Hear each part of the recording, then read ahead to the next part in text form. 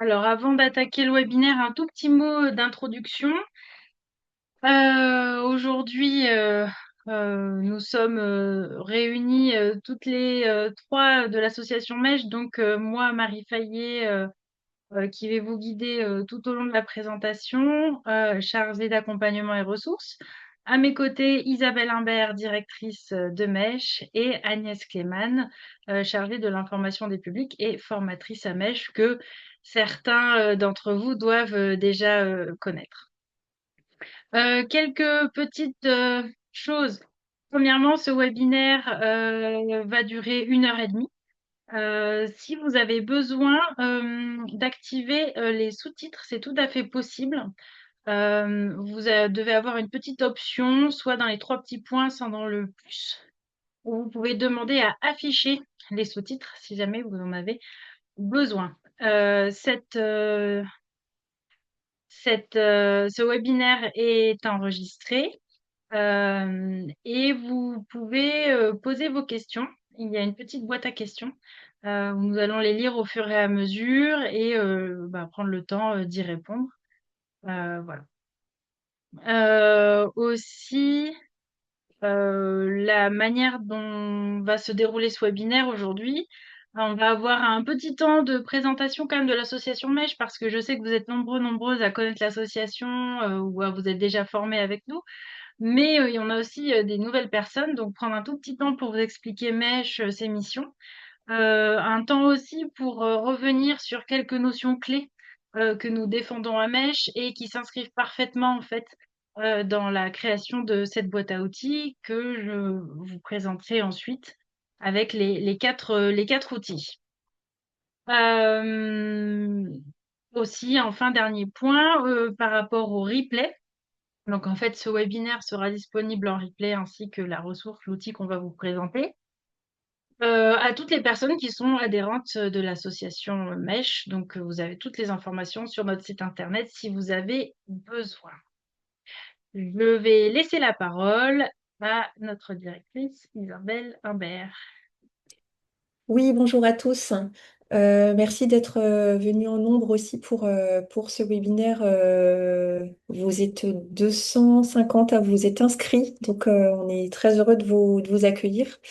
Alors, un petit point sur l'association MESH, qui est l'acronyme MESH de musique et situation de handicap. MESH, c'est un centre ressources qui œuvre sur l'entièreté du territoire français, hein. On est un centre national qui est né dans les années 80 avec un objet qui est le même depuis notre naissance. Un objet qui consiste finalement à rendre accessible tout ce qui est enseignement artistique, pratique artistique aux personnes en situation de handicap, quel que soit le handicap. Je vais faire un très rapide historique parce que c'est important de voir d'où on est parti pour comprendre pourquoi on en est aux missions actuelles en 2026. Mais en 1984, quand l'association est née, l'enjeu, c'était finalement de créer des spectacles musicaux qui associaient des personnes en situation de handicap et des musiciens professionnels valides dans l'objectif de prouver qu'une personne en situation de handicap est tout à fait en capacité de produire artistiquement des choses qualitatives, intéressantes. Et il s'agissait de prouver ça au monde culturel qui n'avait pas forcément cette conscience-là, mais aussi au monde du médico-social, qui voyait des fois plus ce que la personne en situation de handicap ne peut pas faire. Et nous, c'était bien l'enjeu de montrer tout ce qui est faisable, quand bien même on a un handicap. Et finalement, ces spectacles, c'était des choses assez éphémères, forcément. Et très vite, les personnes en situation de handicap et leurs proches ont interpellé l'association pour leur demander d'être dans quelque chose de plus pérenne. Elles souhaitaient finalement pouvoir avoir une pratique et apprendre la musique comme tout un chacun sur le long cours. Et à l'époque, l'association a envoyé toutes ces demandes vers les conservatoires, les écoles de musique dont c'était la fonction. Et il y a une prise de conscience assez violente aussi à l'époque. On s'est rendu compte que ces structures n'étaient absolument pas accessibles, ouvertes. Les personnes n'étaient pas formées, ne savaient pas comment faire. Et c'est finalement comme ça que l'association Mèche a évolué et est encore aujourd'hui sur ces missions notamment de formation des enseignants pour qu'ils soient en capacité d'adapter leur pédagogie quand cela est nécessaire, mais aussi un certain nombre d'autres missions dont je vous dirai quelques éléments plus tard. Donc finalement, aujourd'hui, l'association MESH, c'est trois grands domaines d'expertise. Le premier domaine d'expertise, c'est tout ce qui concerne l'accueil inclusif des personnes en situation de handicap. Ce qu'on entend par accueil inclusif, c'est vraiment tout ce qui contribue à l'accueil inclusif. Donc ça passe bien sûr par des formateurs, pouvoir former les formateurs, mais ça passe aussi par aider et accompagner les directeurs pour qu'ils pensent un projet d'accueil inclusif. C'est aussi accompagner les équipes administratives, les équipes techniques, les référents handicap, c'est notre deuxième domaine d'expertise. On a vraiment, nous, impulsé et un peu initié cette mission se généralise aujourd'hui de référents handicap en établissement d'enseignement artistique. Et on a beaucoup travaillé à leur rôle, leur mission, leurs outils. L'outil qu'on va vous présenter tout à l'heure est un des outils du référent handicap. Mais aussi, bien sûr, c'est un outil, vous le verrez, pour les enseignants, pour les directeurs. Et notre troisième domaine d'expertise, c'est le domaine un petit peu historique de MESH, c'est tout ce qui est pédagogie musicale adaptée aux personnes en situation de handicap. Donc nos publics, vous le voyez, on est vraiment là pour tous les professionnels des établissements d'enseignement artistique en priorité. On est aussi là pour les élus et agents des collectivités territoriales, vous le verrez à travers nos missions tout à l'heure. Et puis, in fine, tout notre travail, c'est vraiment aussi pour aider et accompagner les personnes en situation de handicap et leurs proches. Donc, aujourd'hui, le projet, il s'est un petit peu resserré sur nos périmètres d'intervention. Voilà, vous allez le voir, les périmètres d'intervention de MESH. Donc, notre prédilection, c'est toujours la musique. MESH, c'est bien l'acronyme de musique et situation de handicap.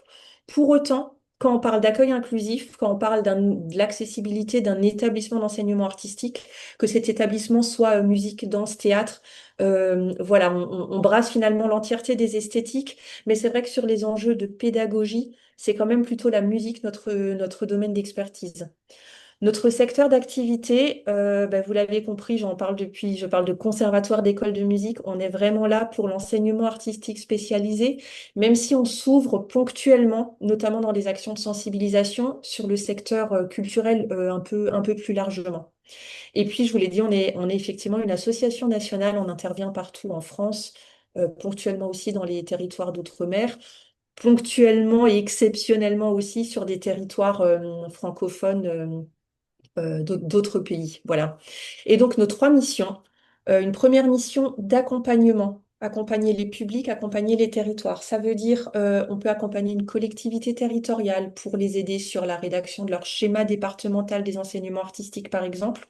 On peut aider un établissement d'enseignement également en lui proposant, par exemple, un audit, un état des lieux pour l'aider un petit peu à se mettre sur les chemins de l'accessibilité. On accompagne aussi des professionnels sous forme de coaching, d'analyse de pratique, par exemple.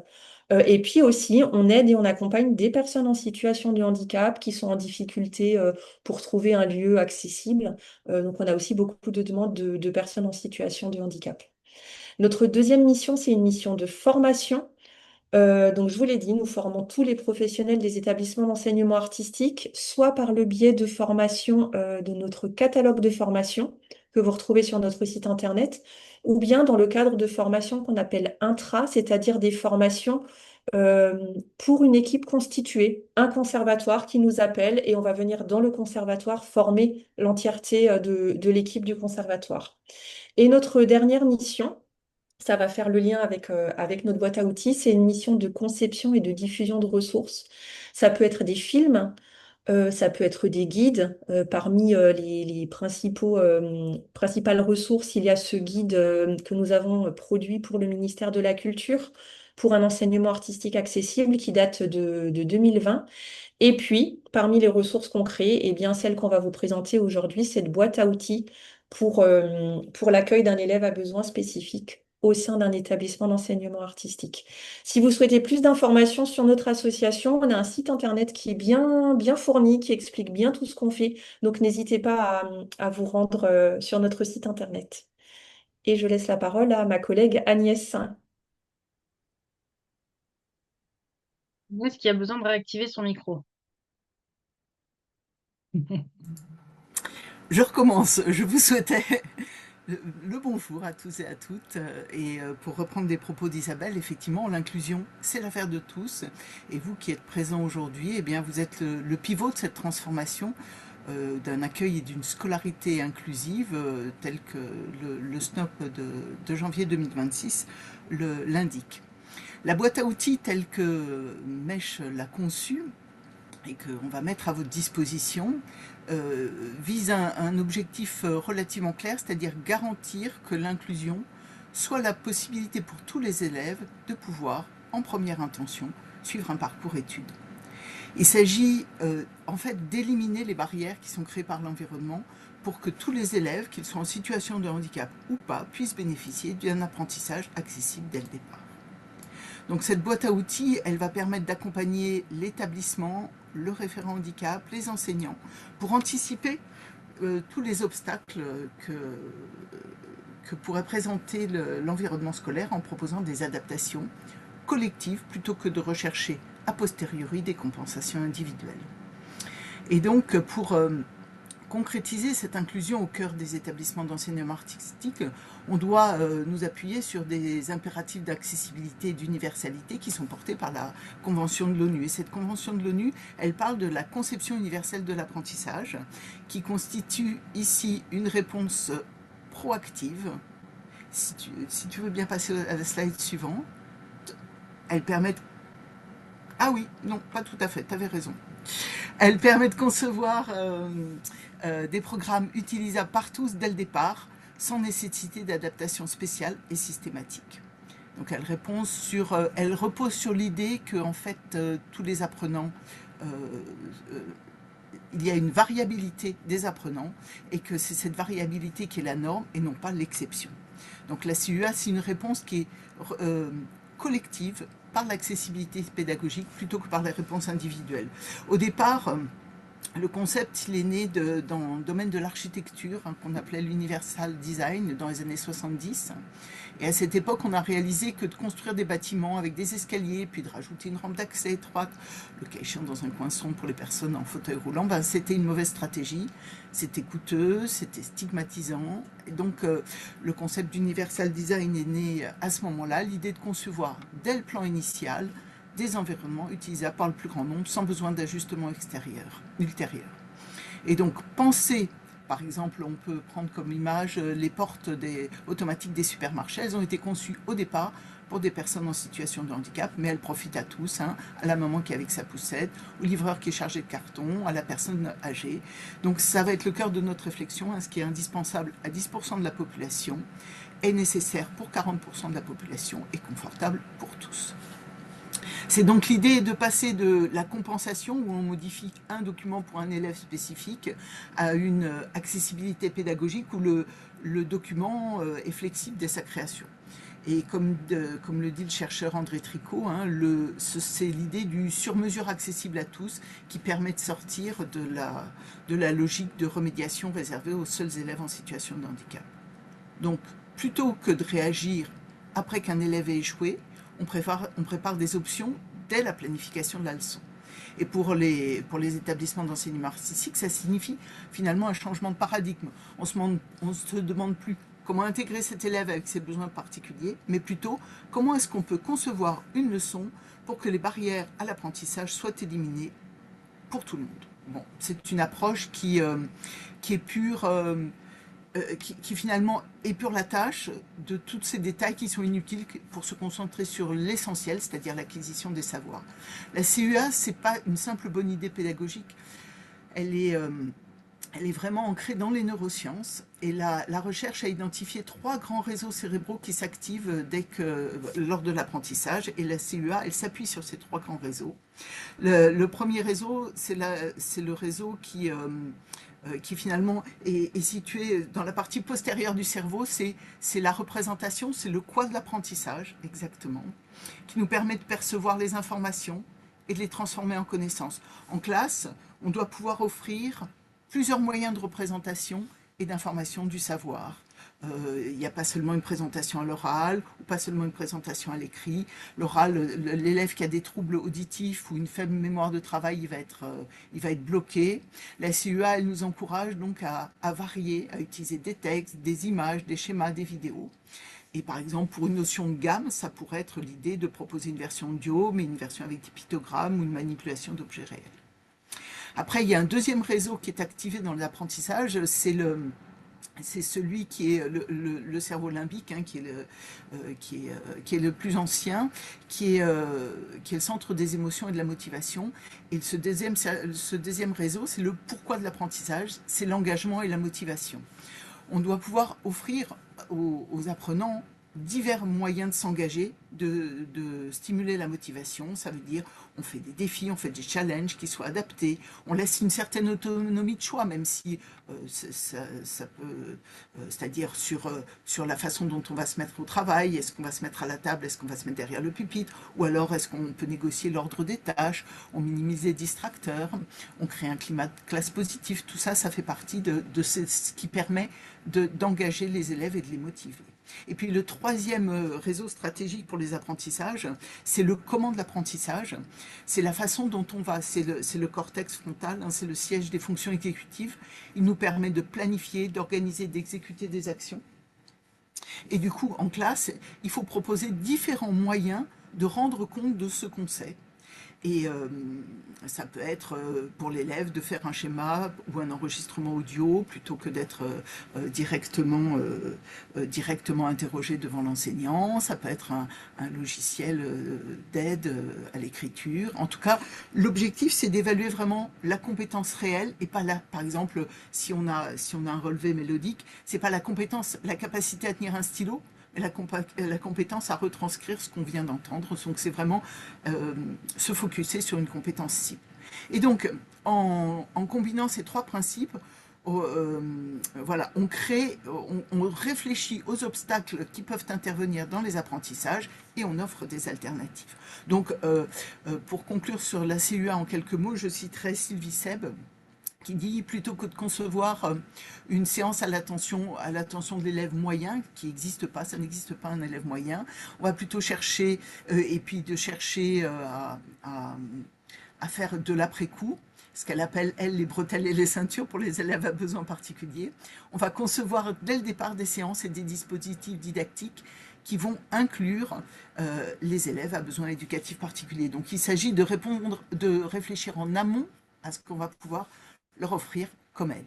Et cette anticipation au cœur de la CEA, elle constitue le fondement de ce modèle d'intervention que vous avez sous les yeux.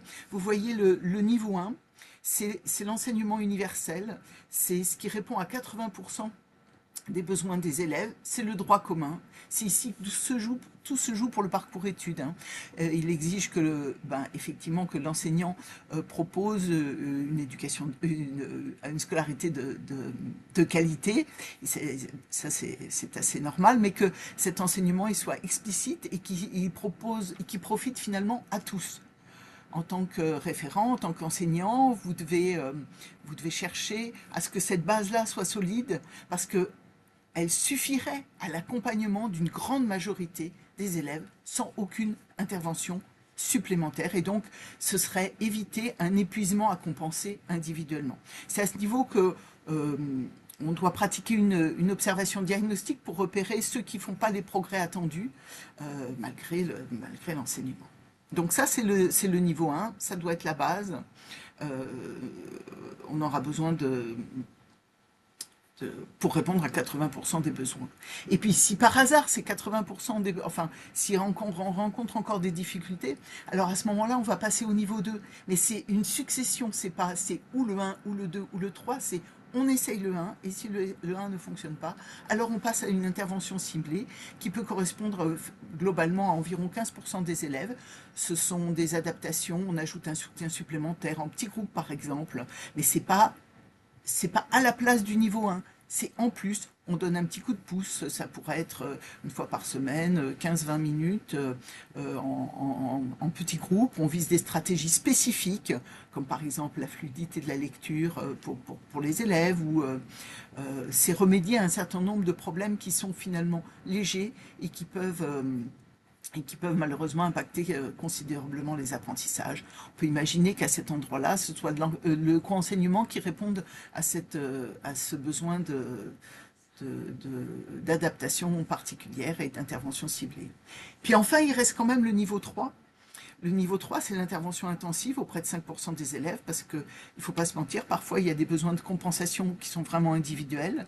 Et donc, vous voyez, là, ça peut être effectivement une réponse aux élèves qui ont besoin qui sont en établissements socio-médico-sociaux, qui ont besoin d'une attention toute individuelle, avec une spécialisation de l'enseignant, le cas échéant, qui fait appel aussi au partenariat externe avec le cas échéant l'orthophoniste ou des choses comme ça.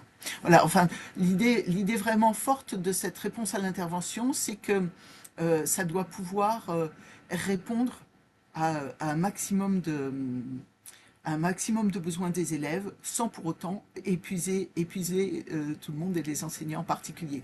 Donc la boîte à outils qu'on va vous présenter, que Marie va vous présenter, ça va permettre d'aider les équipes à passer d'une logique de compensation qui serait plutôt les niveaux 2 et les niveaux 3, qui serait pour un seul élève, à une logique d'accessibilité universelle, concevoir pour tous dès le départ. Donc il s'agit pour vous, tous qui êtes ici, de disposer d'un levier opérationnel pour, euh, pour piloter cet accompagnement, pour être garant de cette scolarité inclusive des élèves. Je laisse maintenant la parole à Marie pour vous présenter plus avant cette boîte à outils. Est-ce que, pardon Marie, je prends une petite question qui va Oui, encore oui. concerner Agnès avant de rentrer dans l'outil. Est-ce qu'on a des exemples d'AESH qui viennent en conservatoire? Alors, l'idée des AESH, ça veut dire que ça passerait par la MDPH et on sait les lourdeurs, la pesanteur de la MDPH. Donc, il y a des établissements qui, en fait, si vous faites une demande d'un AESH scolaire ou collectif ou individuel auprès de la MDPH dans le projet de vie de l'élève, enfin, si les parents et la famille le font, vous risquez de n'avoir une réponse que bien après l'année en cours. Et donc, il y a des établissements qui ont mis en place, par exemple, des partenariats avec comment ça s'appelle, ça s'appelle pas des contrats civils, mais je suis sûre que vous voyez, que Marie voit de quoi je veux parler. Non, c'est Des services ça. civiques? Voilà, exactement. Ah, Je te ça. remercie, Isabelle. C'est très gentil. Et puis sinon, il y a des parents qui, dans le projet de vie, ont demandé une compensation financière pour pouvoir accompagner leurs enfants pour qu'ils puissent bénéficier au mieux de, de cet apprentissage musical. Et à ce moment-là, ça débloque des fonds qui leur permettent de demander à un accompagnant spécifique de venir dans le cadre des cours. Merci beaucoup Agnès. Je vois qu'il y a une personne qui a levé la main. Je vous invite à plutôt poser les questions par écrit, si c'est possible, dans un premier temps. Et on prendra éventuellement des questions à l'oral plutôt en fin de webinaire. Voilà. Pour que tout le monde puisse voilà, profiter du contenu. Et si jamais on déborde un peu, on pourra prendre le temps après de répondre à toutes vos questions. Oui, l'idée maintenant, c'est de rentrer un petit peu plus en détail. Merci beaucoup Agnès, et ces éléments de contexte sont très très importants, notamment pour comprendre aussi l'objet de cette boîte à outils, pourquoi nous l'avons créée à Mèche et à qui elle s'adresse. Et en l'occurrence, comme vous le voyez déjà dans le titre, elle s'adresse aux élèves à besoins spécifiques. Et donc, peut-être petite parenthèse, mais besoins spécifiques ne veut pas nécessairement dire d'avoir une notification MDPH. Il peut y avoir des élèves qui ont des difficultés d'apprentissage et qui peuvent aussi tout à fait être accompagnés. Et ces outils sont là pour ça, pour pouvoir accompagner toutes les difficultés que les élèves peuvent rencontrer dans leur scolarité. Quelques petits éléments de contexte sur cette boîte à outils spécifiquement avant de rentrer dans les outils précisément. Vous rappeler un tout petit peu l'histoire de cette boîte à outils, d'où elle vient, quelques notions de vocabulaire, et puis ensuite on rentrera dans le premier outil, la fiche première rencontre, et puis après le deuxième, la grille d'observation des compétences générales. La quatrième, le projet pédagogique de l'élève, et le dernier outil qui est le contrat d'objectifs et de moyens. Je vous invite pour chaque outil à poser vos questions dans le chat. On prendra un petit temps pour y répondre entre chaque outil. Ça sera plus fluide pour la compréhension de tout le monde. Donc voilà. Oui, quelques petits éléments sur cette boîte à outils, ne serait-ce que pour vous dire que ce document, c'est l'aboutissement de plusieurs années de travail, notamment de recherche-action, qui ont été menées dans le département du Val d'Oise entre 2018 et 2022, et puis qui ont été affinées grâce au retour de nos formations et puis des différents réseaux que l'on peut accompagner. Et vraiment, cette boîte à outils vient de répondre un besoin d'outiller notamment les nouvelles personnes qui ont été nommées en tant que référents handicap en établissement d'enseignement artistique, de pouvoir voilà donner quelques éléments pour démarrer. Voilà, ces outils, vous verrez, s'adressent à la fois justement aux référents handicap, mais aussi aux équipes pédagogiques et administratives. Voilà. Voilà, l'historique, en effet, comme je vous l'ai dit, qui s'est mené plutôt sur le territoire du Val d'Oise, qui a été pionnier pour nous dans ces recherches et qui a été affiné au fur et à mesure, notamment aussi avec les différents travaux du SNOP auxquels Mèche a participé depuis de nombreuses années. Juste quand même pour vous rappeler les étapes, en fait, la scolarisation d'un élève à besoins spécifiques au sein d'un établissement spécialisé, c'est d'un côté le référent handicap, de l'autre côté les enseignants, donc plutôt finalement comment l'élève va naviguer en fait entre le référent et les enseignants. Donc déjà, bien sûr, l'inscription administrative où on peut déjà demander s'il y a des besoins spécifiques pour l'élève. Et puis, tout de suite derrière, le référent handicap va pouvoir procéder à une première rencontre avec les familles et ou l'élève et ou la structure qui l'accompagne pour ensuite commencer un démarrage des différents cours dans lesquels il s'inscrit en fonction de son projet artistique.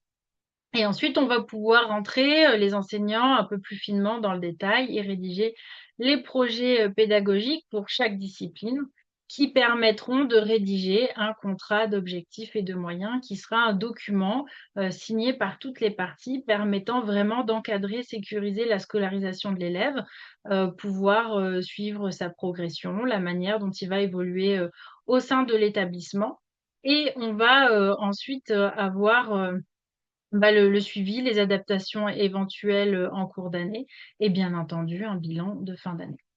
Voilà, ce sont les grandes étapes et finalement, nous, l'idée, ça va être de vous outiller sur la première rencontre, sur les projets pédagogiques, sur le contrat d'objectifs et de moyens et on a rajouté sur cette étape de rencontre avec les familles un outil d'observation, voilà, pour vous aider. Quelques préconisations, conseils d'utilisation. Ces outils ont été conçus pour vous permettre justement d'assurer le suivi de l'élève, de s'adapter à ses besoins, qui peuvent aussi évoluer au fur et à mesure des années. Ça permet aussi d'avoir un dossier de référence, puisqu'on sait que les référents handicap peuvent changer, les enseignants peuvent changer, mais quand on a un dossier, on peut mieux suivre l'élève, même s'il change au fur et à mesure des années d'enseignant. Voilà, donc avoir une trace écrite, c'est quand même très facilitant. Et puis, ça permet aussi de faciliter la communication, que ce soit avec les partenaires extérieurs, la famille, et puis en interne, en fait, aussi au sein des équipes. Point très important, les outils qu'on vous présente, ce sont des sources d'inspiration. Et je ne le répéterai pas assez, mais Mèche a une expertise. On a voulu mettre à disposition ces outils au vu des connaissances, des savoirs qu'on avait à l'heure actuelle. Ils seront amenés à évoluer, à s'améliorer, voilà, avec le temps. Et donc, ce que nous vous proposons aujourd'hui, ce sont des éléments pour vous aider dans vos pratiques professionnelles. À vous de les adapter à vos contextes, à vos réalités, à votre manière de travailler. Et c'est très important, on insiste là-dessus. Un petit point, qui est important quand même quand on fait ce travail-là avec ces outils-là, c'est que vous allez, collecter, beaucoup de données dites sensibles, sur les élèves, leurs familles, et cetera. C'est important que, ces écrits, puissent, respecter les règles, qu'on appelle RGPD, hein, de la protection des données. Hem, voilà, ça, je vous invite à vous rapprocher de vos collectivités, de vos établissements pour connaître les règles. Mais en tout cas, l'idée n'est pas, de voilà, de laisser un dossier, d'un élève avec, des bilans médicaux, des choses comme ça, accessibles à toutes les équipes pédagogiques. C'est absolument pas, OK de faire ça. Mais on reviendra dessus au fur et à mesure qu'on parlera, des différents outils. Les documents qu'on vous présente aujourd'hui, ben, la licence qu'on a choisi d'appliquer, vous permet, d'utiliser ces documents, de les adapter dans le cadre de vos pratiques professionnelles. Cependant, vous n'avez pas le droit de les commercialiser, bien entendu, et vous devez, si vous souhaitez les diffuser, créditer bien entendu Mèche. Voilà, c'est très important et nous vous invitons à vous rapprocher de nous pour en discuter si besoin. Quelques petits éléments de glossaire, je vous laisserai, plus tard, si vous avez besoin, d'aller dedans. Les différents acronymes qu'on peut utiliser, même si on essaye, hein, de les dire en toutes lettres au fur et à mesure. Mais voilà. Hem Et ben, rentrons dans le vif du sujet, déjà avec cette fiche première rencontre. Tous les outils sont présentés de la même manière. On a une première page qui vous permet de, pour chaque outil, d'avoir les objectifs, les usages, qui la complètent, à qui elle est communiquée et quand la compléter. Donc, vous donnez des éléments de contexte et ensuite, on vous présente la fiche en tant que telle. Pour la fiche première rencontre, eh bien, à qui elle s'adresse, plutôt quand même, c'est aux référents handicap. Puisque l'idée est, vraiment de pouvoir accueillir, les élèves, de la meilleure des manières et donc c'est plutôt le référent handicap qui va accueillir, après l'inscription, de l'élève. L'idée est de recueillir vraiment les informations essentielles lors de cette première rencontre, que ce soit, les souhaits, de l'élève, son projet et puis commencer déjà à identifier les besoins spécifiques de l'élève et les partenaires potentiels sur lesquels vous pourrez vous appuyer. Bien entendu, souvent la famille, mais ça peut être aussi l'éducation nationale, puisqu'il y a aussi potentiellement des choses qui sont mises en place pour l'élève à ces endroits-là. Ce document contient toutes les informations qu'il est pertinent de recueillir lors de la première rencontre, mais ce qui est important, c'est que de le penser comme un échange et pas comme un interrogatoire auprès de l'élève. Voilà. C'est-à-dire que quand vous recevez l'élève, l'idée est de pouvoir établir une relation de confiance avec l'élève et sa famille, et pas, un interrogatoire où on coche, on coche des cases. Voilà, c'est important. Hem, Au niveau de l'outil, il se présente de cette manière-là. On a 4 grandes sections. Une première sur les inscriptions administratives, donc bien sûr, nom, prénom, âge, lieu de vie, le contact de l'élève et ou de son accompagnant.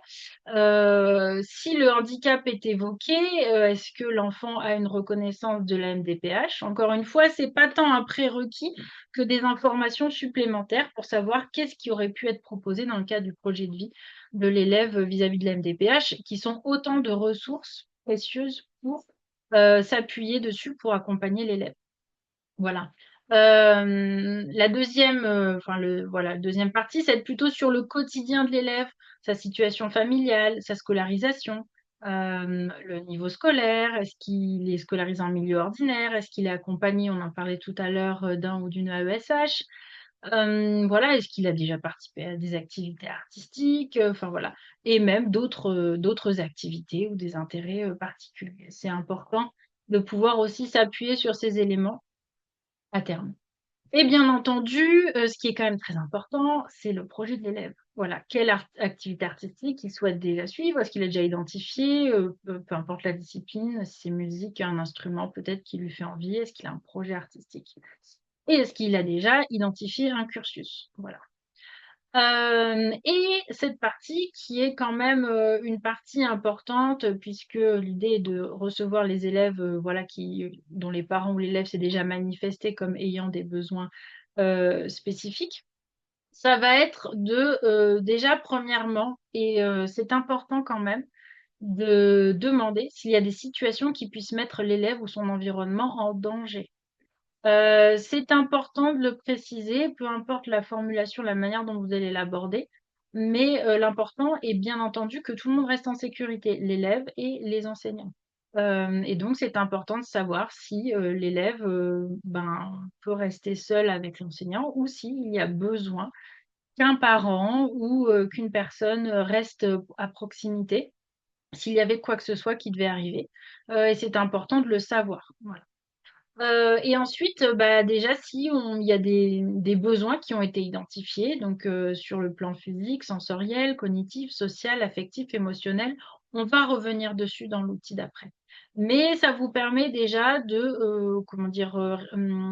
Noter, certains éléments que, les personnes veulent déjà bien vous partager. Bien entendu, est-ce qu'il y a des adaptations qui sont facilitantes pour l'élève? Et là, c'est très important parce qu'on demande pas de réinventer, la poudre à chaque fois.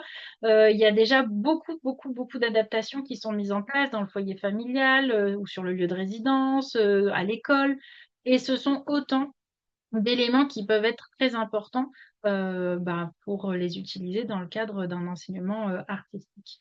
Bien entendu, on peut aussi, vous demander s'il y a des adaptations qui ont été testées, qui ne sont pas pertinentes.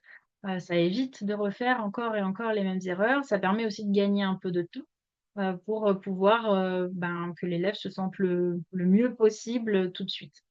Aussi, voilà, est-ce qu'il y a des documents de suivi éducatif comme, GEVASCO ou de médico-sociaux qui pourraient, être communiqués? Encore une fois, il n'y a aucune obligation d'avoir ces documents.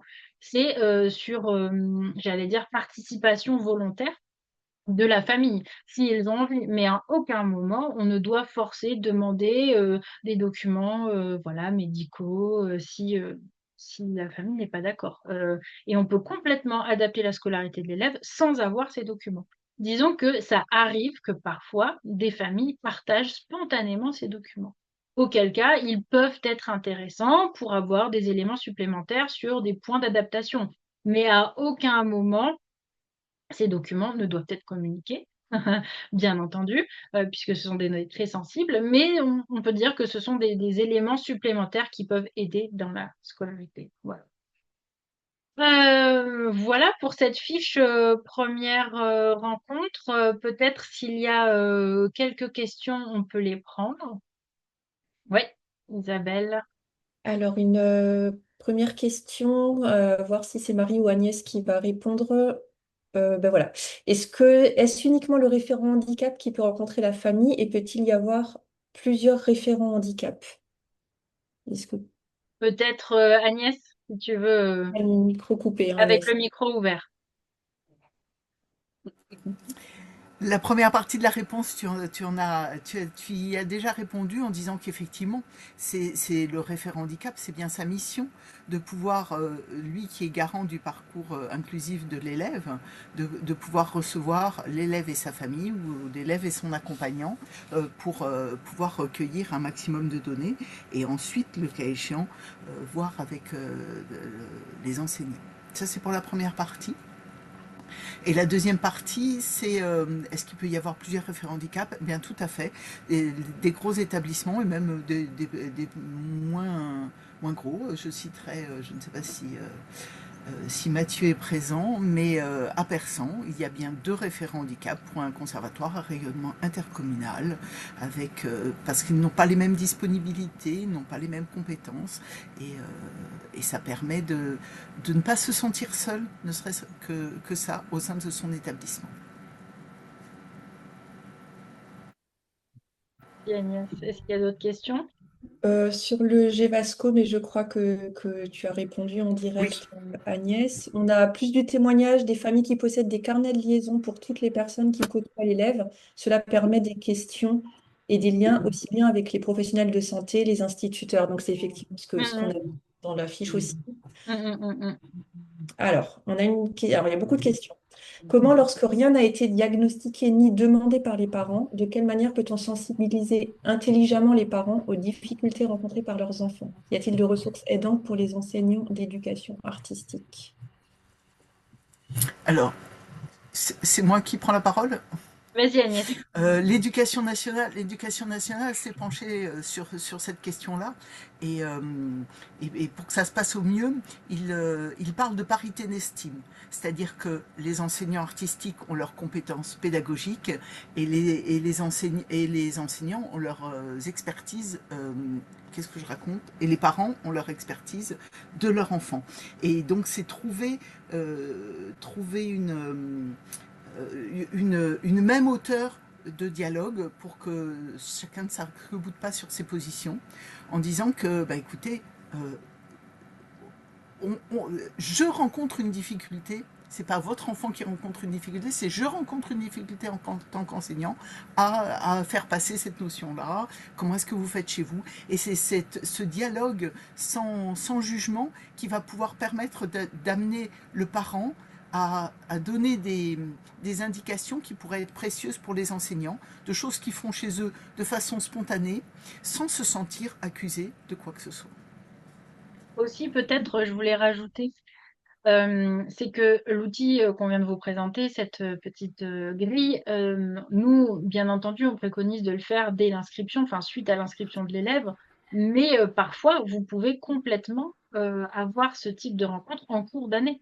C'est-à-dire qu'il y a des remontées, d'enseignants qui, ben, font remonter des difficultés dans le cours, des difficultés dans les apprentissages et donc qui peuvent, complètement solliciter la référente handicap pour qu'il y ait justement une rencontre qui soit proposée aux familles et donc utiliser cet outil à ce moment-là, sans forcément parler de handicap, mais en parlant de difficultés d'apprentissage, difficultés dans la scolarité. Voilà, c'est tout à fait possible de l'utiliser de cette manière-là. Peut-être encore quelques questions. Après, on passera à l'outil suivant et puis je les garderai pour après. Une question, avons-nous le droit de partager les informations sensibles, bilan, notamment du dossier de l'élève avec le responsable de la scolarité, la conseillère aux études, ou doit-on être les seuls à conserver ces documents? Donc j'imagine que c'est une référente handicap qui Mmh. parle.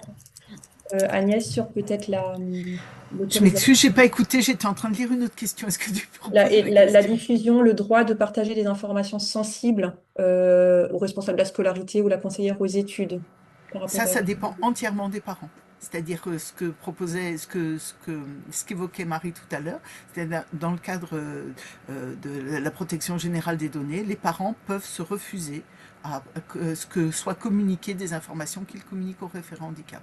Ils sont même pas obligés de le communiquer au référent handicap.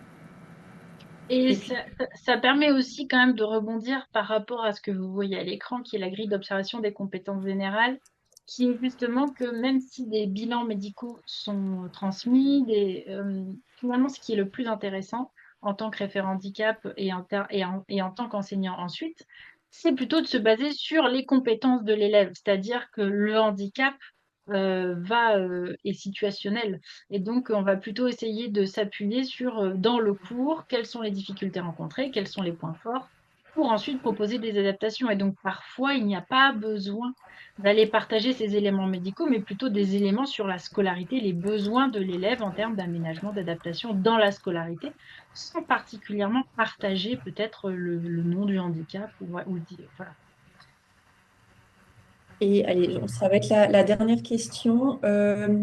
Est-ce qu'on peut imposer ce premier rendez-vous à une famille qui aura annoncé au préalable que l'enfant a des difficultés, sachant que la famille a annoncé qu'elle ne veut pas rencontrer le référent handicap?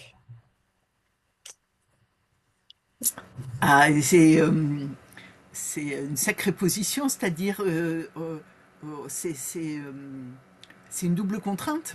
C'est-à-dire les parents souhaitent que l'enfant soit accompagné, mais en même temps ils veulent pas qu'il soit accompagné. Donc là, j'ai pas de solution à proposer, à dire que simplement c'est pour l'élève. Ce qui est mis en place quand il rencontre le référent handicap, c'est vraiment pour permettre à l'élève de suivre une scolarité avec le moins de contraintes possibles, de barrières possibles, que ce soit une rampe cognitive qui soit proposée à l'élève au même titre qu'il y ait des rampes d'accessibilité pour les personnes en fauteuil roulant. Une personne en fauteuil roulant se présenterait et il y aurait une rampe d'accès et elle dit je veux pas la prendre, et ben elle reste en bas. Là, je suis démunie devant une telle question.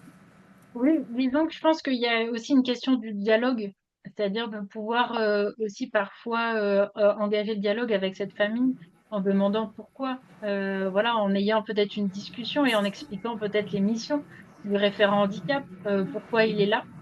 S'il y a besoin aussi, j'invite à vous rapprocher de la direction, qui peut être aussi un appui parfois, c'est-à-dire que le référent n'est pas seul. Il est soutenu par bah, l'équipe de direction de l'établissement. Et donc, qui peut à ce titre aussi solliciter une rencontre avec les parents. Et aussi peut-être un point qui serait de dire que oui, il y a aussi peut-être des peurs, peur d'être discriminé en tant que personne en situation de handicap ou parent d'élèves en situation de handicap. Et donc aussi peut-être avoir un point pour rassurer l'élève en disant que il pourra tout à fait, s'il le veut, peut suivre un parcours études, parce qu'il y a aussi des fois ces peurs-là de dire bah mon élève pourra pas passer ses diplômes, ne pourra pas évoluer et va être relégué. En seconde classe, voilà, non diplômante ou et donc c'est important de pouvoir, voilà, avoir ce discours-là aussi rassurant, sur la scolarité. Mais en je voilà, le dialogue, je pense, reste notre meilleur outil en tant qu'humain aujourd'hui. Peut-être, allons, un peu plus en détail. Alors, on a voulu concevoir un deuxième outil qui est finalement complémentaire du premier qu'on vient de vous présenter, qui est une grille d'observation des compétences générales. Cette grille, enfin, il y a plusieurs grilles. Alors, c'est sûr que c'est un peu austère présenté comme ça, mais il fallait bien le mettre sur papier d'une manière ou d'une autre. En tout cas, l'idée est de pouvoir aller un petit peu plus en détail suite à cette première rencontre, pour identifier justement les points d'appui et les éventuelles difficultés de l'élève et pouvoir commencer à proposer bah, des adaptations en fonction des besoins spécifiques, s'il y en a besoin, encore une fois. Qui va permettre surtout ce document de pouvoir observer l'évolution en fait de l'élève, ses progrès, les compétences acquises, là où il y a encore besoin de travailler, les points d'amélioration, etc. Donc, c'est vraiment dans l'idée de pouvoir accompagner l'élève au mieux et au plus juste de ses besoins. Petite parenthèse, mais j'aime bien en parler parce que c'est du vécu. Mais c'est pas parce qu'on connaît le handicap de l'élève qu'on sait ce qu'il lui faut comme adaptation. Par exemple, bah voilà, l'élève vous dit voilà, j'ai un trouble du spectre autistique. Bon, déjà, on sait que c'est un spectre, que c'est très large. En fonction des cours dans lesquels il va évoluer, que ça soit, peut-être sur un cours d'instrument ou le cours de FM ou un cours collectif, les difficultés ne seront pas les mêmes. Et d'une personne autiste à une autre personne autiste, les besoins ne seront pas les mêmes. Donc évitons les préjugés, les présupposés. On disant: «Ah bah oui, cette personne est autiste, elle va avoir besoin d'eux». Non. En fait, tant qu'on n'a pas rencontré la personne, qu'on n'a pas, pris le temps d'observer justement les différentes compétences, on peut passer complètement à côté de certaines choses et notamment ce qu'on appelle dans le langage médical les comorbidités, mais en tout cas, souvent on sait surtout dans les troubles neurodéveloppementaux, il y en a rarement qu'un et qu'il y a souvent des troubles associés. Il peut y avoir, un TDAH associé, une dyslexie, une dyspraxie qui sont pas toujours, diagnostiqués ou pas encore et qui sont quand même à prendre en compte. Donc voilà, ça serait dommage de passer à côté en se focalisant uniquement sur un élément qui a été verbalisé, alors que dans les faits, il peut y avoir d'autres difficultés à d'autres endroits. Voilà. Donc ça, c'était quand même, les petits points, importants, voilà, à vous partager. Donc bien entendu, c'est plutôt le référent handicap qui va prendre le temps, en fait, de compléter, cette grille puisqu'il va pouvoir commencer à proposer les 1res, adaptations. Alors, à qui elle est communiquée? Bah, ces éléments peuvent être communiqués à la direction, à l'équipe, pédagogique ou en tout cas une synthèse, en fait, de ces éléments parce que vous verrez, c'est conséquent. Quand est-ce qu'on peut la compléter? Ben, à la suite de la première rencontre, mais aussi, tout au long de la scolarité, des échanges avec les enseignants. C'est vous qui jugez, en fait, du moment où vous avez besoin d'utiliser ces outils, bien entendu. Voilà. L'observation des compétences, elle peut se faire à différents temps de la rencontre avec l'élève. C'est-à-dire que pareil, on n'est pas dans un interrogatoire avec des cases à cocher, mais nous, là je parle nous en tant que référent handicap, on va plutôt se placer en tant qu'observateur, observer dans le hall d'accueil, observer en accompagnant l'élève dans la salle, lors de mise en situation, peut-être au moment de l'échange, voilà, différents indices qui vont nous permettre déjà de remplir un petit peu ces grilles-là. Ces grilles qu'on va vous présenter, elles ont été réalisées à partir des travaux de Bruno Aigron, qui a beaucoup œuvré au sein de l'éducation, nationale et donc voilà, c'est important de le créditer pour ces travaux-là. Hem Mmh. Les grilles se présentent sous différentes, voilà, on a 4 grilles, au total. Alors on va rentrer dans le détail de toutes ces grilles parce que ça prendrait beaucoup, de temps. Mais l'idée, c'est quand même, de pouvoir, vous montrer en fait, comment dire? Le la forme que prennent ces grilles. La 1re est basée sur le fonctionnement sensorimoteur de l'élève et donc on a à gauche, différentes, catégories dans lesquelles on a des items un petit peu plus précis. Et l'idée va être pour chacune de ces catégories, donc coordination motrice globale, motricité fine, graphisme, élocution, audition, vue, sensorialité, de pouvoir noter, si c'est nécessaire, les points d'appui et les éventuelles difficultés. Et à vous à terme, ou avec l'aide des parents, hein, de voir quelle proposition d'adaptation il y aurait besoin, si difficulté il y a.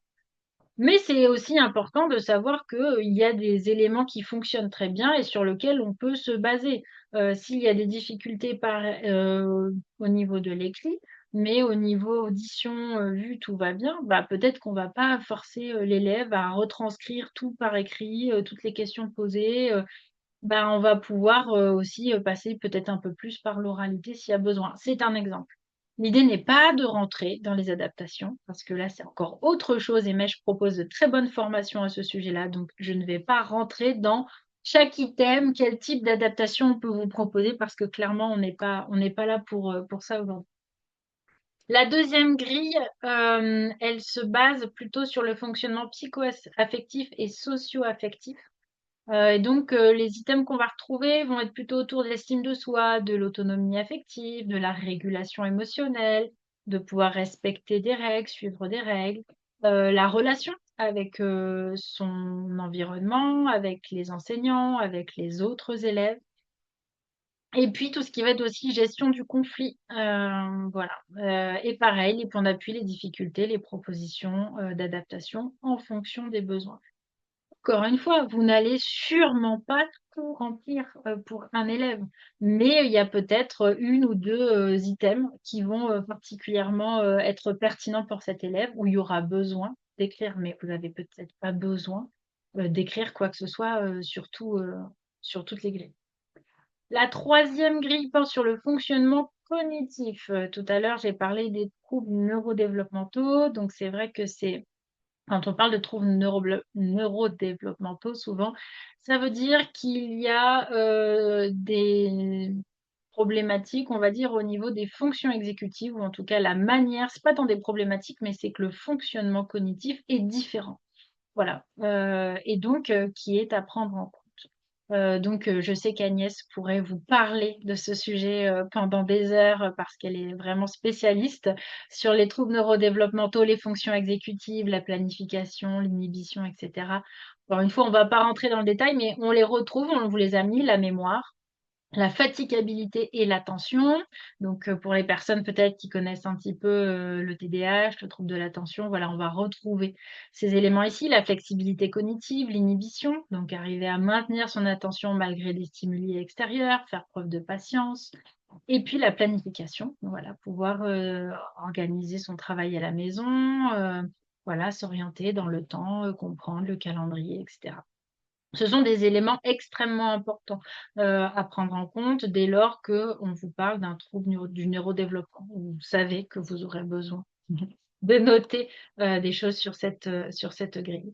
Et enfin, la quatrième qui est sur la relation aux apprentissages, qui est quand même le cœur du métier.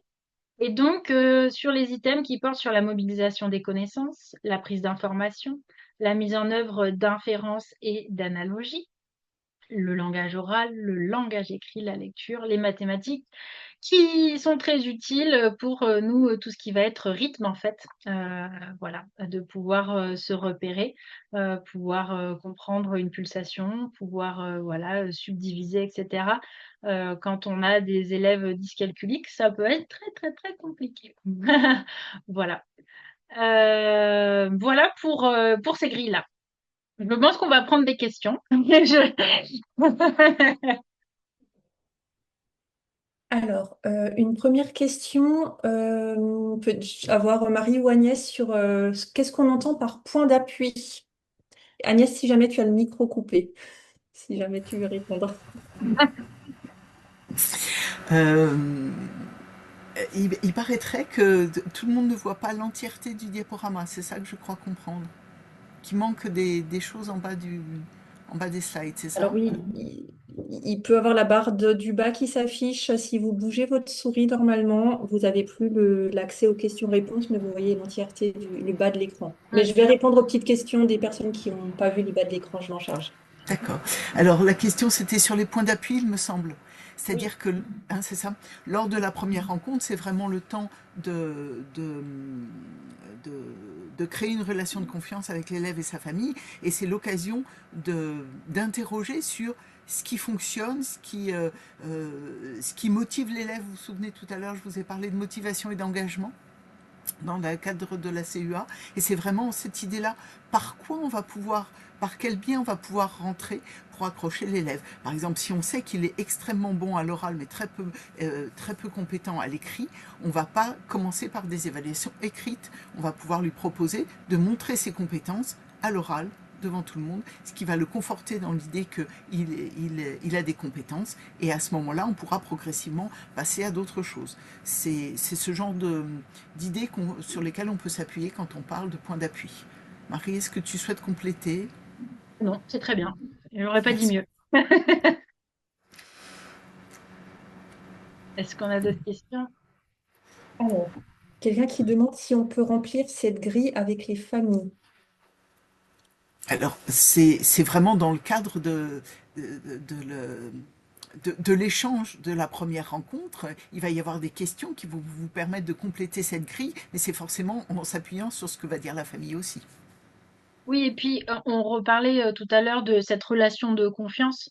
C'est-à-dire que là, c'est aussi à vous de jauger à quel point la famille est à l'aise et l'élève de parler du handicap ou pas.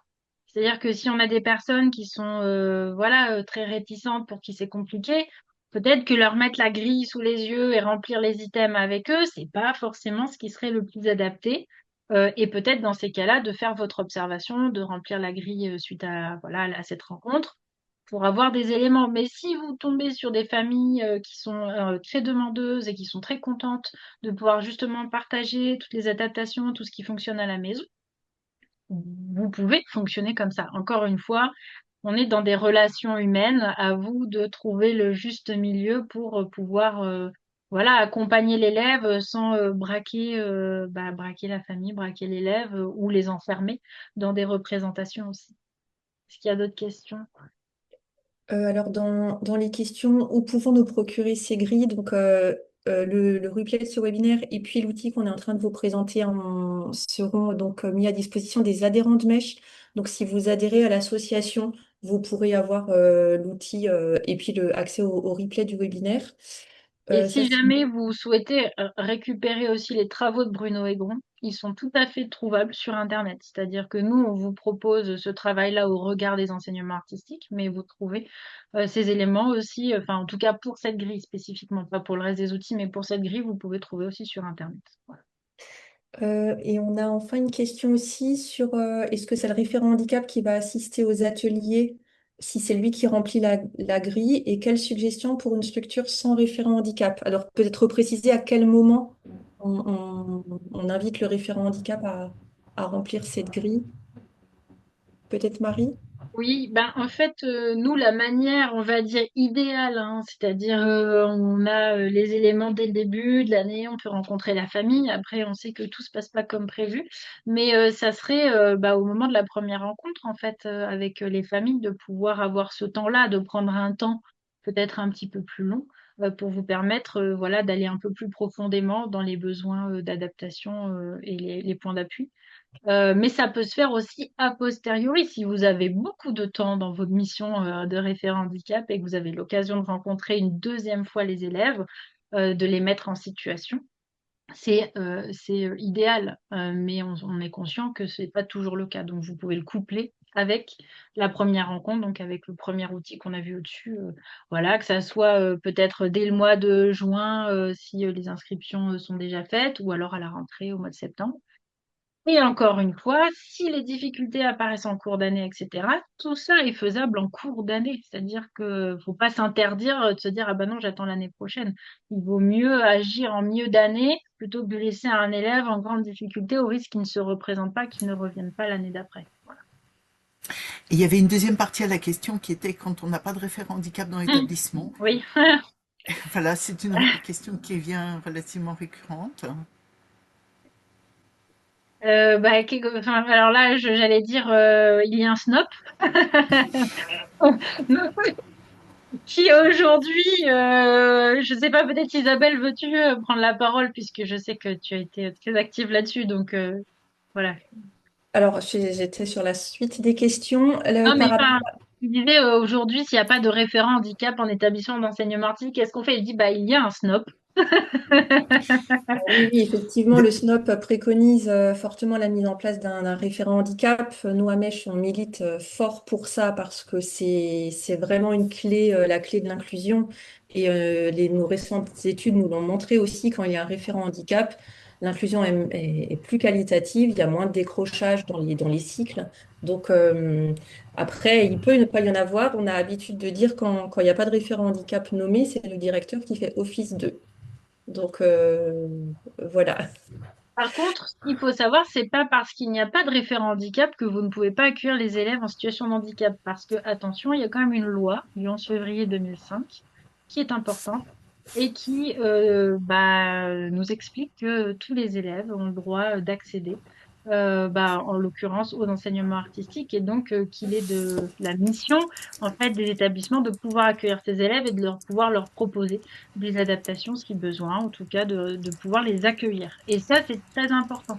Alors même s'il n'y a pas de référent handicap, en effet, peut-être le directeur, la directrice ou un enseignant qui fait office d'eux, mais d'une manière ou d'une autre, l'établissement, lui, est responsable pour pouvoir accueillir cet élève. Voilà. Et le référent handicap est le maillon facilitant pour permettre cette pleine inclusion. Une autre question, c'est un peu long, je vais lire la question. Donc, en tant que référente handicap, j'ai du mal à me voir poser des questions qui, selon moi, relèvent davantage du domaine médical. Je peine à comprendre précisément quelles informations nous cherchons à recueillir à travers Siri. La frontière me semble assez ténue entre ce qui relève d'un avis médical et les informations qu'un référent peut légitimement collecter. Pour moi, pour cette personne, ce type d'élément révèle plutôt de l'évaluation réalisée par la MDPH qui transmet ensuite des préconisations concernant les aménagements. Agnès, je te laisse répondre, hein. Ah oui, alors c'est vraiment, on n'a aucune compétence à interroger le médical. Ce que disait Marie tout à l'heure, c'est-à-dire qu'avec une même étiquette d'un handicap, on va avoir des besoins différents, et avec un même besoin, on peut avoir des handicaps différents. Donc il faut absolument qu'on mette de côté cette idée d'étiquette de handicap. On n'est pas dans le champ du médical, mais nous on va s'intéresser aux besoins. Et les besoins, c'est les besoins de quoi a besoin l'élève pour pouvoir suivre une scolarité qui soit qui soit au même titre que les autres, c'est-à-dire qu'il ne soit pas en surcharge cognitive systématiquement quand on lui demande de faire quelque chose. Je parlais tout à l'heure de rampe cognitive. Quelle rampe cognitive il va falloir lui mettre mettre en place, quels aménagements matériels il faudra lui mettre en place pour qu'il puisse accéder à l'enseignement au même titre que les autres. Et nous, on se focus vraiment sur notre spécificité d'établissement d'enseignement artistique, l'enseignement. Comment est-ce qu'il faut que j'aménage pour répondre à mon besoin d'enseigner? Et on laisse tomber le médical. Sachant que les items qui sont proposés dans la grille, j'ai remis la dernière grille, sont pas des éléments médicaux, hein. Ce sont des éléments de compétences qui seront potentiellement mobilisés dans le cadre d'un enseignement.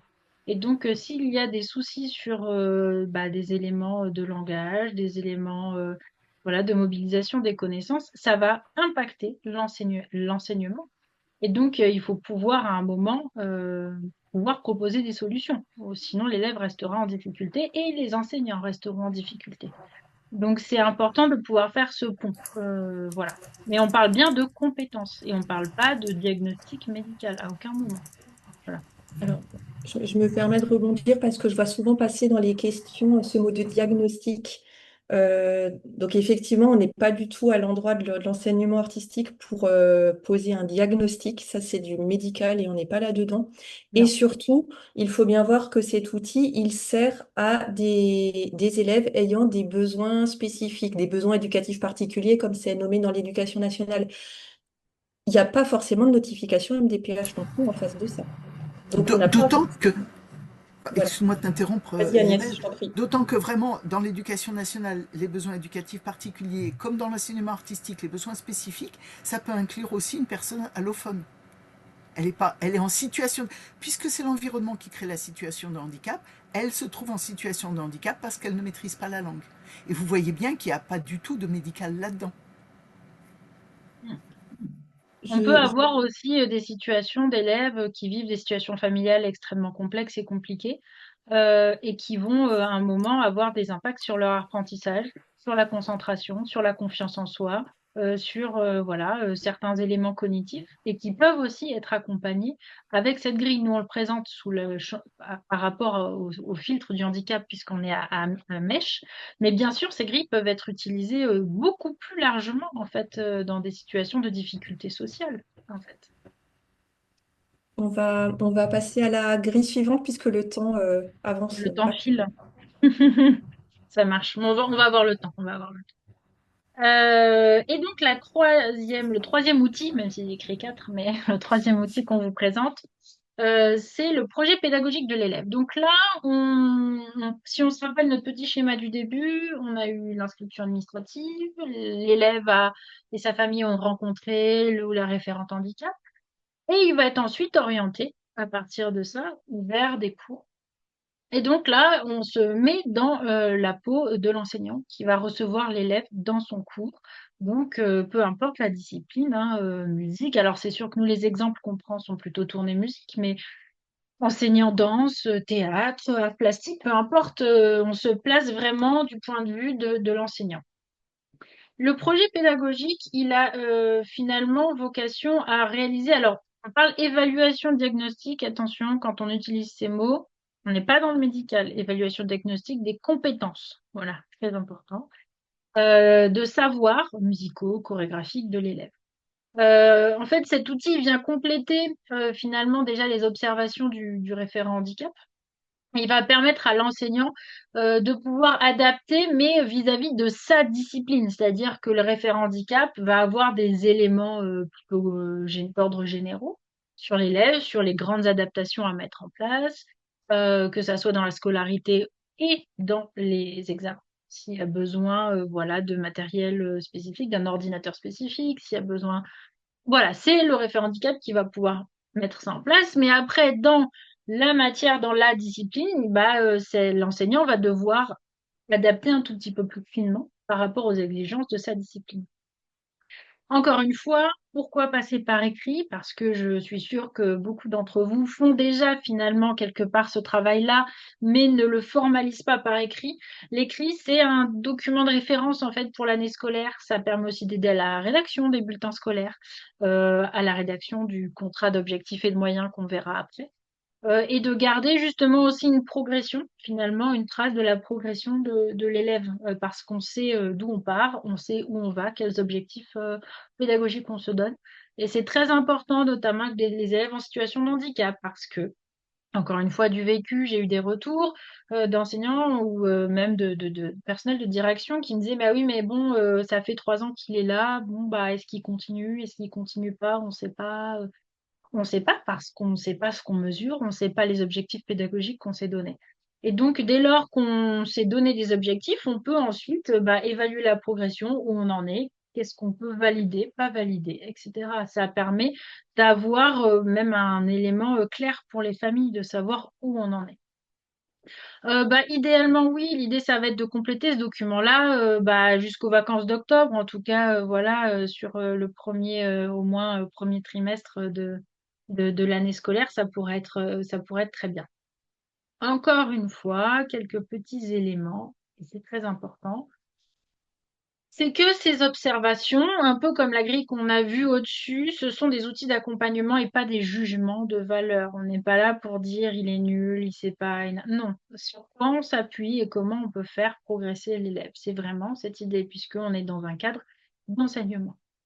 L'observation se fait dans un contexte de situation réelle, donc bah, en fait en cours. Donc que ça soit de l'écoute, du déchiffrage, de l'interprétation, de l'improvisation, de la composition, voilà. Ce document est à conserver dans le dossier de l'élève et en fait, il est plutôt communiqué au référent handicap en fait. C'est-à-dire que là, on est dans une relation entre les enseignants et le référent handicap. Et qui permet notamment, en fait, ce que je disais, l'importance de l'écrit, de pouvoir être transmis s'il y a bah, un changement d'enseignant en cours d'année, un enseignant qui est malade, qui part, de pouvoir bah, que l'élève se retrouve pas un peu perdu, qu'on recommence tout, qu'on refasse, vous voyez ce que je veux dire. Donc ça permet de pouvoir faciliter le suivi. Encore une fois, comme pour les grilles d'avant, certains items ne seront pas toujours remplis. L'idée, c'est pas d'être exhaustif. Nous, on vous donne des pistes, on vous donne des éléments de réflexion, des éléments sur lesquels vous pouvez vous appuyer pour faciliter le parcours de l'élève. Donc le projet pédagogique, on, bon, bah, des informations générales, hein, on reprend, voilà, parce que là, on n'est plus à la place du référent, on est à la place de l'enseignant. Voilà. Nom, prénom, année scolaire, le type de parcours, les types de cours, le nom du professeur, type d'évaluation.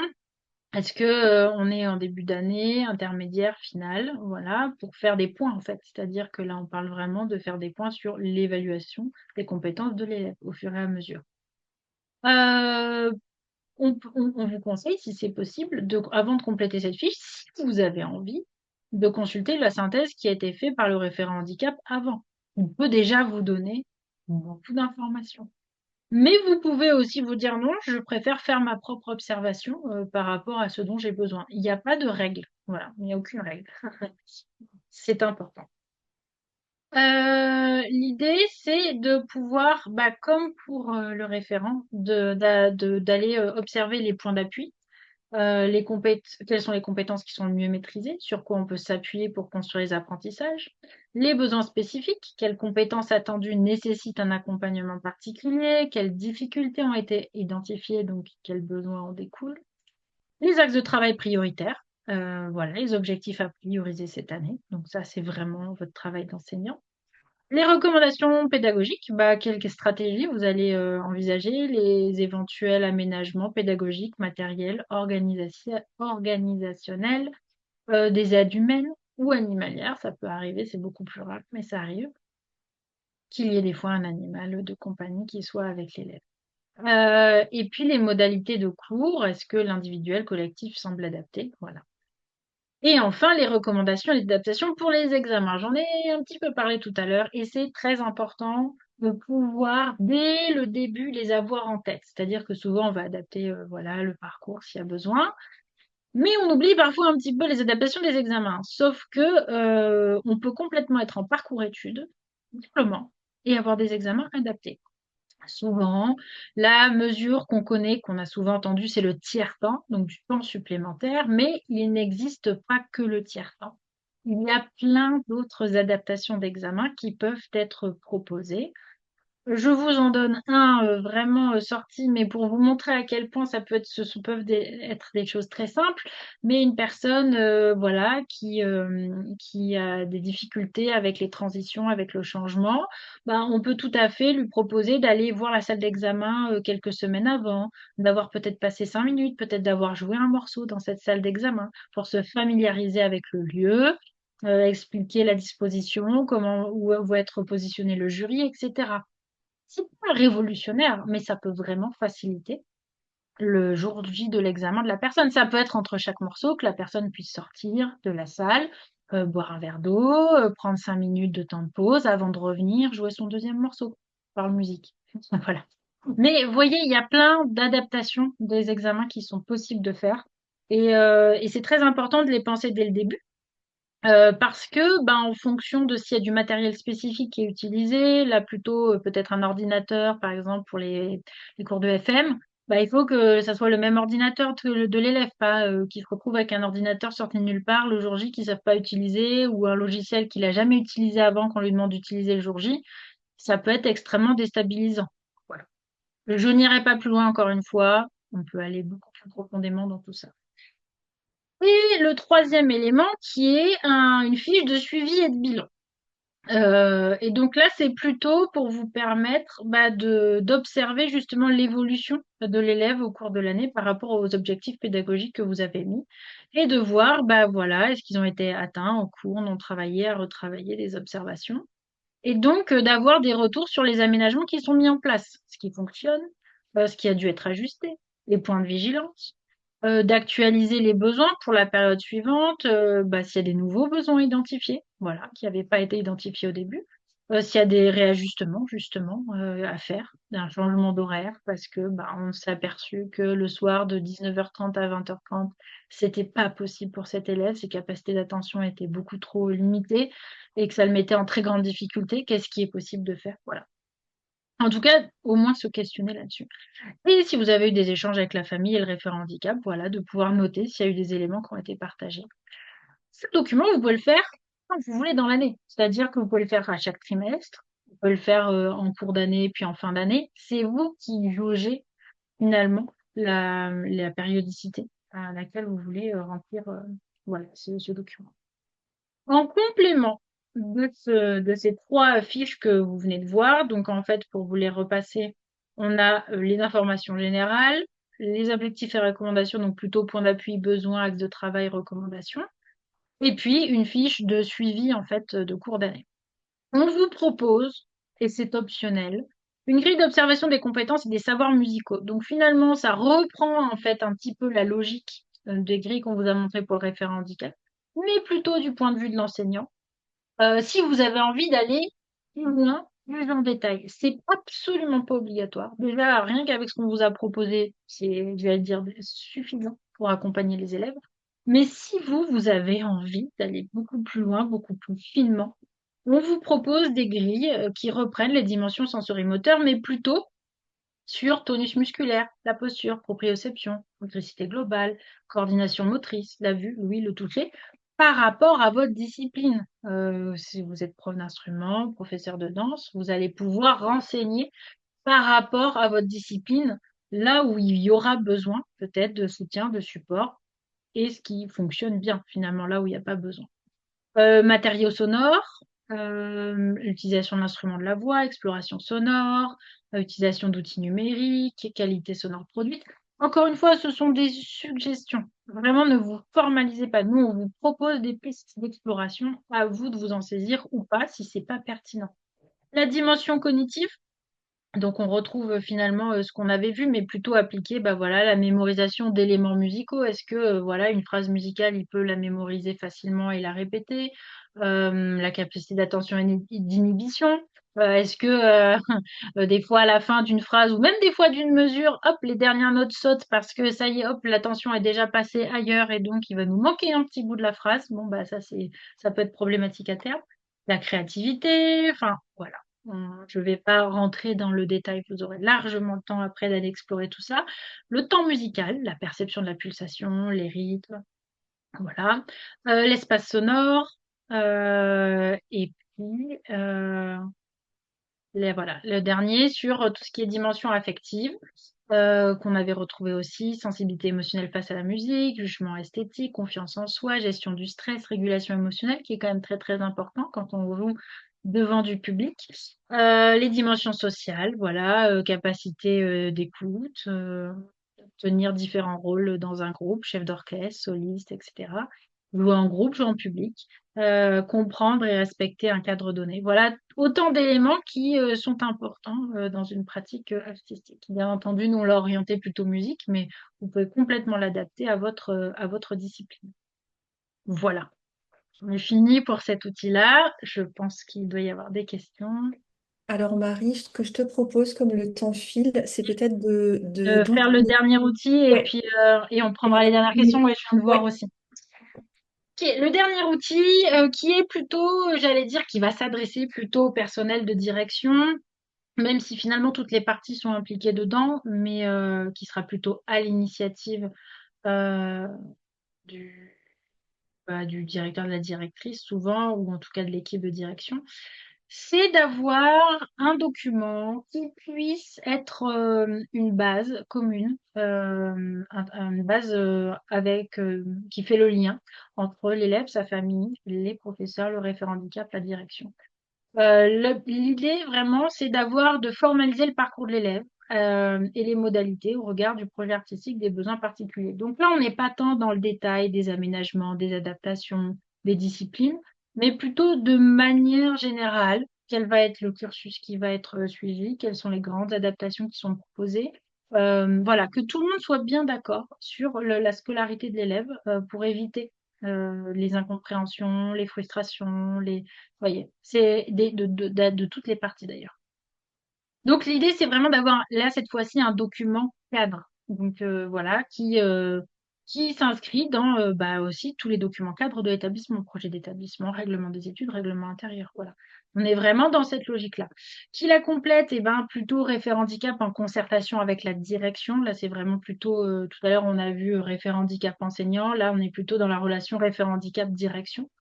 Donc, il va s'appuyer justement sur tous les éléments qui ont été recueillis pendant la première rencontre et puis tous les éléments qui vont remonter de la part des enseignants avec le projet pédagogique, à qui elle va être communiquée, comme je vous l'ai dit, en fait, à tout le monde.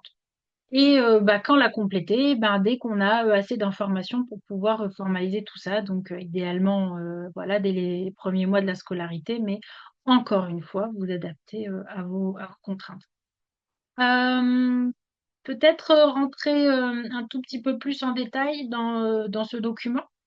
La manière dont on l'a envisagé, c'est de pouvoir récapituler finalement le type de parcours qui va être suivi avec les cours et les enseignants, les objectifs qui sont visés dans le cadre du parcours de l'élève, les adaptations pédagogiques, les adaptations des épreuves qui ont été proposées. Voilà. C'est pas à vocation exhaustive, mais ça permet, en tout cas, s'il y a des éléments qui ont besoin ensuite d'être communiqués peut-être avec la régie, parce qu'il va y avoir besoin pour telle salle d'avoir un accès à tel moment. Bref, je vais pas rentrer dans les détails, mais en tout cas, tout le monde, ou s'il y a du matériel spécifique à avoir sur scène, etc., tout ça doit pouvoir être fait. Donc, cours, on vous a mis des exemples, mais encore une fois, ce ne sont que des exemples de ce que vous pouvez trouver. Par exemple, voilà, cours de FM, autoriser l'usage de l'ordinateur avec le graveur musical utilisé par l'élève pour les relevés mélodiques, autoriser l'usage d'un lieu de répit, et donc après avec la transcription de ce que ça peut donner pour une épreuve, voilà, examen, concours, donc autoriser l'usage de l'ordinateur, autoriser l'élève à être seul dans la salle pour passer l'examen, etc., etc. Mais ça, c'est tout le travail que vous avez construit en amont, c'est-à-dire que le contrat est la synthèse de tout ça. On réinvente rien à ce moment-là. C'est un document général de synthèse. Et donc la dernière page de ce document qui est plutôt sur les choses à prévoir. Donc on est plutôt là sur du matériel. Donc s'il y a besoin de matériel spécifique, de l'usage peut-être de pictogrammes, de traducteurs, s'il y a besoin, s'il y a un plancher vibrant, de l'utilisation de partitions en braille, d'une thèse adaptée, d'un bureau adapté. si la personne a besoin d'être accompagnée jusqu'à son cours et donc il y a besoin qu'il y ait une personne peut-être de l'accueil qui puisse la guider ou que l'enseignant vienne directement chercher l'élève à l'accueil. Voilà. S'il y a besoin d'avoir des toilettes à proximité, donc ou une salle qui soit au rez-de-chaussée. Voilà, on est plutôt sur des éléments, j'allais dire matériels et pas tant sur la pédagogie pure. Et enfin, on vous a mis quelques éléments de cadrage, on va dire ça comme ça, que vous pouvez mentionner sur un contrat qui permettent de savoir où on va. Donc, par exemple, si l'élève est en parcours programme, donc parcours non diplômant, on peut ajouter des éléments comme en fonction des progrès et uniquement sur demande des professeurs et de la direction, l'élève pourra intégrer un parcours études incluant les disciplines complémentaires obligatoires. Donc là, c'est de pouvoir faire une passerelle entre les parcours programmes et les parcours études. Aussi préciser la durée des parcours. Puisque là, on n'est pas sur les parcours études justement qui sont très normés. Et donc, pouvoir dire que bah voilà, ce parcours programme est valable pour X années scolaires. Un nouveau contrat est signé en début de chaque année ou tous les 3 ans, ou c'est à vous de définir en fait après ce que vous voulez, peut-être renouvelé pour X années. Voilà, ça c'est si vous avez par exemple créé ce qu'on appelle les parcours adaptés, un parcours adapté dans votre établissement, bah, vous pouvez mentionner justement tous ces éléments à cet endroit-là. Un bilan à la fin de chaque année scolaire et éventuellement sur demande de partie permettra de réévaluer le présent contrat, déterminer l'orientation de l'élève. La direction se réserve la possibilité de mettre fin ou de ne pas renouveler le contrat en cas de non-respect du règlement intérieur. C'est ce que je vous disais, on est toujours en lien avec les documents cadres de l'établissement.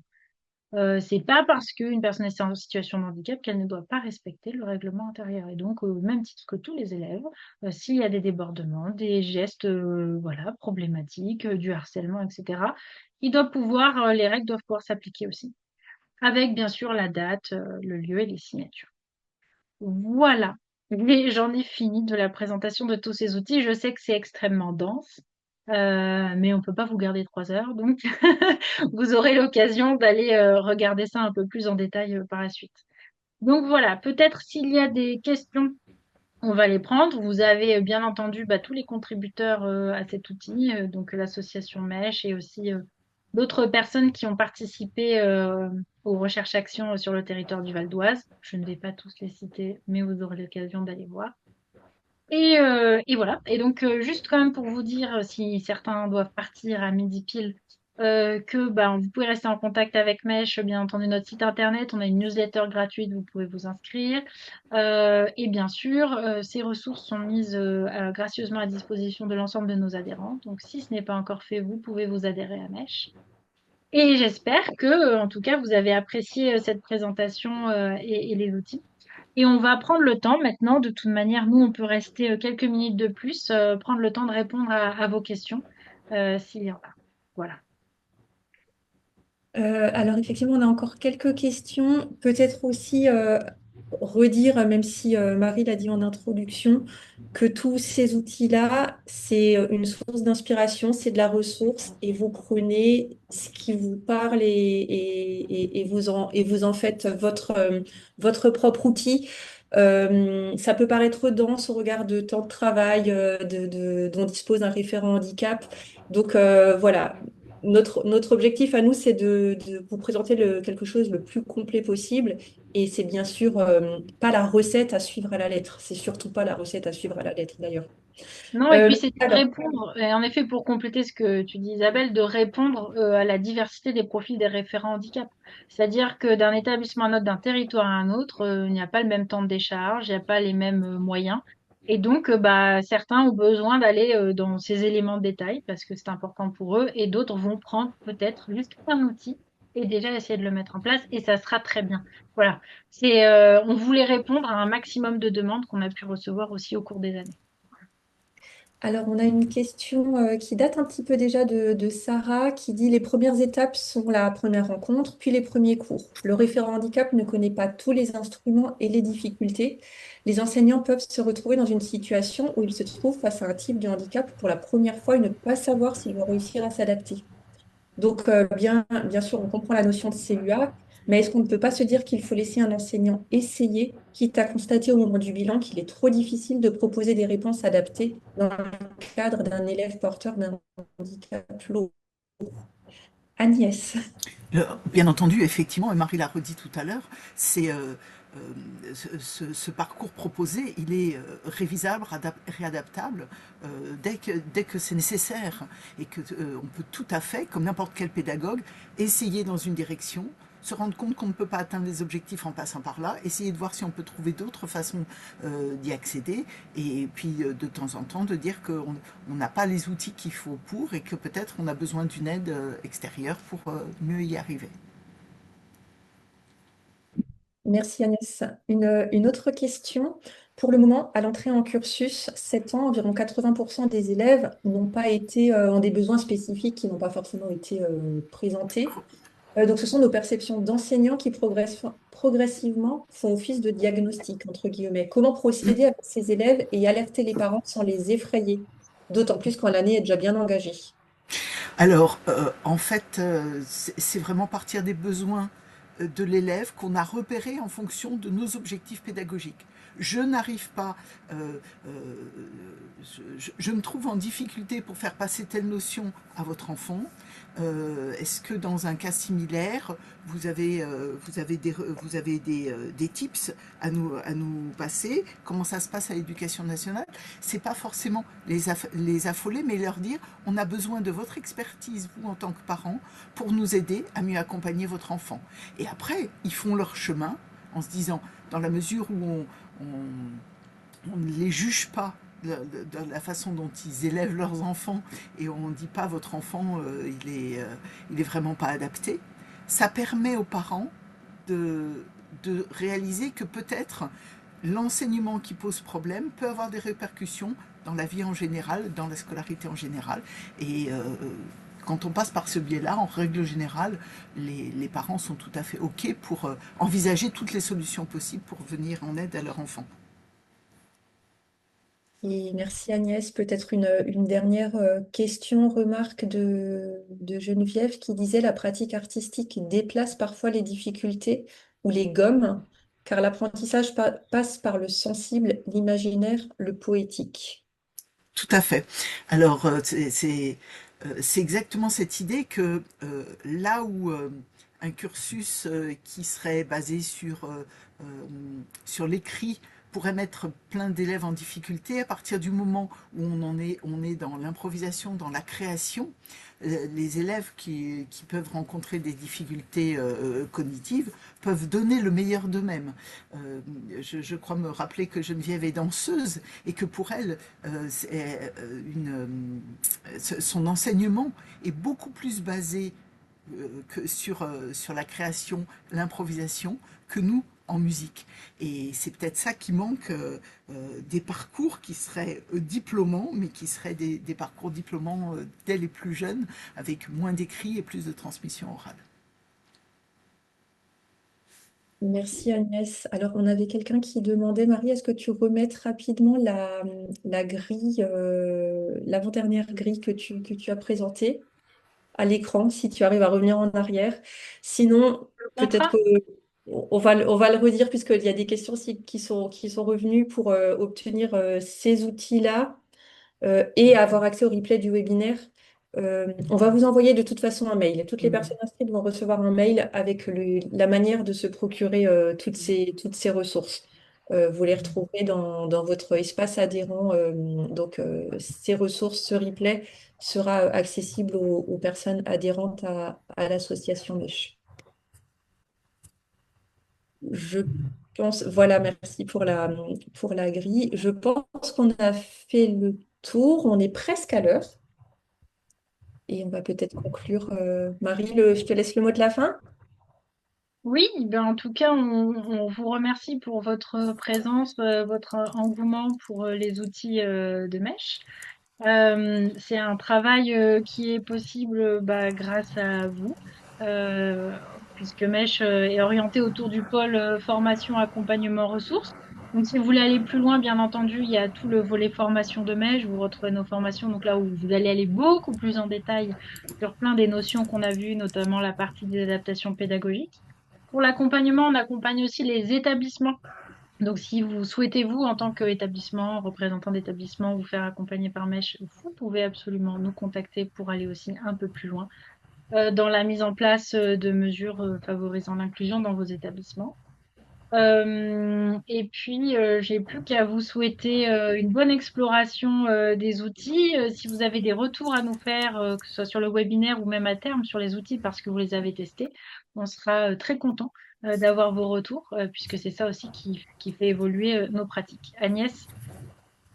Oui, je voudrais juste reboucler la boucle de ce que je disais tout à l'heure en préambule, c'est-à-dire que l'inclusion, c'est vraiment l'affaire de tous. Quelqu'un qui dit que certains référents handicap ont besoin d'être soutenus par l'équipe pédagogique, bien entendu, c'est vraiment l'affaire de tous, de l'établissement, de la direction jusqu'à l'équipe enseignante, et en passant par les administratifs même. Merci beaucoup d'avoir été Mm. présent avec nous. Oui, nous vous remercions pour votre présence et nous allons pouvoir arrêter le webinaire ici.